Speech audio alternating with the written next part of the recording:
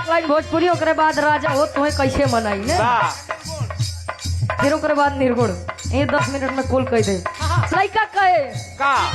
घेरा ले बाबा दहरा सटटा रूपा जहरा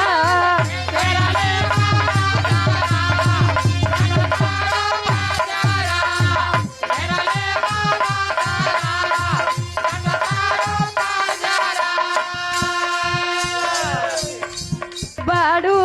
काला काला गजरा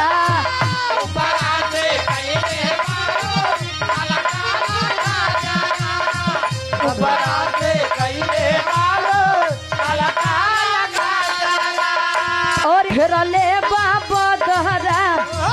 सटता रूपा जरा ऊपरा से कैले बाड़ू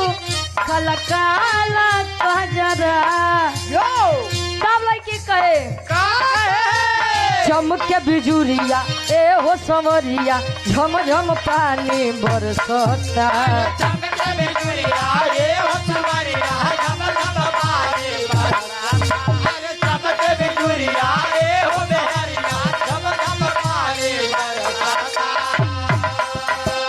चमके बिजुरिया ए हो समरिया झम झम पानी बरसता बरसता बरसता मोरी चढ़ल जवानी सैया बूंद बूंद के तरसता मोरी चढ़ल जवानी सैया बूंद बूंद के तरसता मोरी चढ़ल जवानी सैया बूंद बूंद के तरसता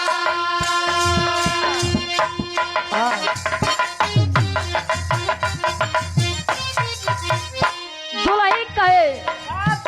राजा हो तो है कैसे मनाई राजा हो तो है कैसे राजा हो तो है कैसे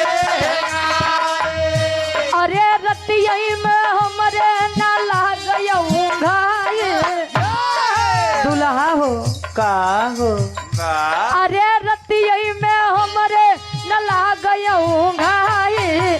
राजा हो तो है कैसे मनाई राजा हो तो है कैसे मनाई राजा हो तो है कैसे कैसे मनाई हो कैसे मनाई राजा हो तो है कैसे नाई पोपो तो है कैसे नाई अरे तो तब आज पूजा जावे भियान से फिर कचरा पूरा जाबे ओ नवा छयाई गए जवानी भीतबल कनवा तयाई गए जवानी भीतबल कनवा तयाई गए जवानी अरे रही रही के ओए ओए ओए ओए ओए अरे रही के सजिया पे अंगड़ाई रही के सजिया पे अंगड़ाई राजा हो तो है कैसे मनाई राजा हो तो है कैसे राजा हो तो है कैसे